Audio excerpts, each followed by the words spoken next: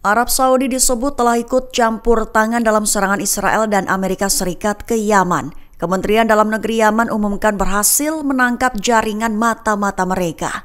Mengutip Al-Mayadin pada 9 November, hal ini diumumkan dalam pernyataan resmi Kementerian Dalam Negeri Yaman pada 8 November 2025. Lebih tepatnya diumumkan bahwa Yaman telah melakukan operasi keamanan multifase, berhasil melakukan penangkapan jaringan mata-mata yang terkait dengan ruang operasi gabungan, di mana itu yang melibatkan CIA, Mossad Israel, dan intelijen Arab Saudi yang bermarkas di wilayah Saudi. Adapun mereka ketahuan mengordinasikan upaya sabotase dan spionase terhadap Yaman. Jalannya taktik ketiga negara diketahui dengan membentuk beberapa sel kecil yang berfungsi secara independen sambil tetap terhubung dengan ruang operasi pusat. Juga ruang intelijen gabungan memasok sel-sel mata-mata dengan perangkat dan peralatan pengawasan canggih. Tujuannya untuk memantau lokasi manapun yang dipilih dan mengirimkan koordinat dan informasi. Ditambahkannya, para operator itu juga diinstruksikan dalam teknik penyembunyian dan penyamaran, terkhusus untuk menghindari deteksi dan penangkapan, dan bahwa semua pelatihan dilakukan oleh perwira Amerika, Israel, dan Saudi di wilayah Saudi. Puluhan petinggi Israel jadi buron global atas genosida di jalur Gaza. Mengutip Tribun News pada 9 November, Turki telah secara resmi mengeluarkan surat perintah penangkapan sejak 7 November 2025 lalu. Kantor Kejaksaan Umum Istanbul resmi mengeluarkan surat perintah penangkapan terhadap 37 petinggi elit Israel, itu termasuk Perdana Menteri Israel Benyamin Netanyahu, serta Menteri Pertahanan Yoav Gallant, Menteri Keamanan Nasional Itamar Ben-Gvir, serta Kepala Staf Militer Eyal Zamir.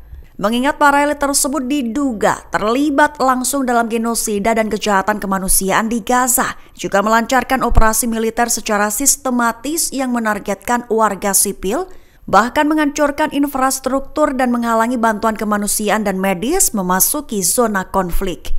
Di satu sisi, merespon rilisnya surat penangkapan Turki, pihak Israel menilai langkah tersebut sebagai tindakan bermotif politik yang tidak berdasar, menuduh sistem hukum di bawah pemerintahan Presiden Erdogan digunakan untuk menyerang lawan politik dan menyebarkan propaganda. Gelombang serangan drone dari RSF kembali panaskan medan perang saudara di Sudan sejak Sabtu 8 November 2025. Penduduk El Obeid khawatir dengan peringatan yang telah diturunkan akan meningkatnya konflik di Kordofan. Mengutip Al-Mayadin pada 9 November, hal ini dilaporkan oleh beberapa penduduk El Obeid di Sudan pada Sabtu 8 November. Mereka melaporkan hidup dalam ketakutan karena pasukan paramiliter tampaknya bersiap menghadapi potensi serangan. Sementara tentara Sudan menyatakan bahwa mereka mencegat serangan pesawat tak berawak yang diluncurkan oleh RSF. Sebelum sarangkan drone, RSF pada Kamis 6 November telah menerima proposal gencatan senjata dari para mediator. Tetapi PBB kemudian menyatakan bahwa RSF mengaku tidak melihat tanda-tanda deeskalasi dan memperingatkan bahwa pertempuran lebih lanjut dapat terjadi. PBB lantas memperingatkan adanya persiapan untuk peningkatan permusuhan di Sudan. Sehingga menurut kabar terkini, penduduk El Obeid telah mengungkap kekhawatiran akan serangan lanjutan dari RSF. Mengingat kekerasan telah kembali menyebar di Sudan dengan peringatan akan meningkatnya konflik di Kordofan telah diturunkan. Amerika Serikat gantikan Israel dalam mengelola bantuan kemanusiaan ke Gaza. Presiden Amerika Serikat Donald Trump mulai mengurangi peran dari pasukan Benyamin Netanyahu dalam mengatur akses utama. Mengutip Palestine Chronicle dan Kabarni pada 9 November, hal ini menurut laporan dari sumber utama Washington Post sejak Jumat 7 November 2025. Lebih tepatnya, WAPO melaporkan bahwa pusat koordinasi baru yang dipimpin militer Amerika telah mulai menggantikan Israel sebagai otoritas utama, terkhusus dalam mengawasi aliran bantuan kemanusiaan ke jalur Gaza. Diklaim sebagai bagian dari inisiatif gencatan senjata dan rekonstruksi Gaza yang sedang berlangsung dari Trump. Sementara itu, seorang pejabat Amerika anonim mengatakan kepada WAPO bahwa meskipun Israel tetap menjadi bagian dari pembicaraan, namun wewenang sedang dialihkan ke badan multinasional yang lebih luas.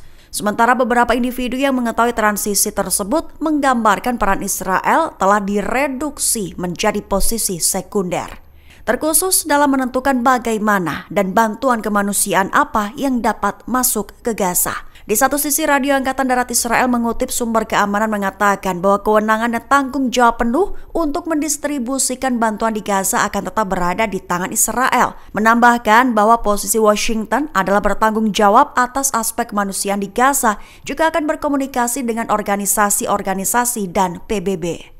Respons peran Amerika Serikat dalam perang Israel di Iran bulan Juni lalu. Juru bicara Kementerian Luar Negeri Ismail Baqi klaim pemerintahan Donald Trump bertanggung jawab penuh atas agresi di Teheran. Mengutip Tasnim pada 9 November, hal ini diutarakan oleh Baqi dalam postingan di X pada 7 November 2025 lalu.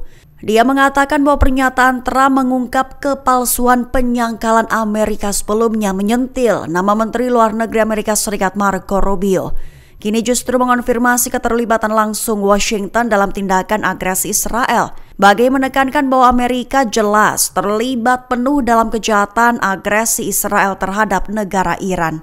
Bahkan kini Presiden Amerika Serikat sendiri disebutnya telah mengungkap apa yang disebutnya kebohongan secara terbuka.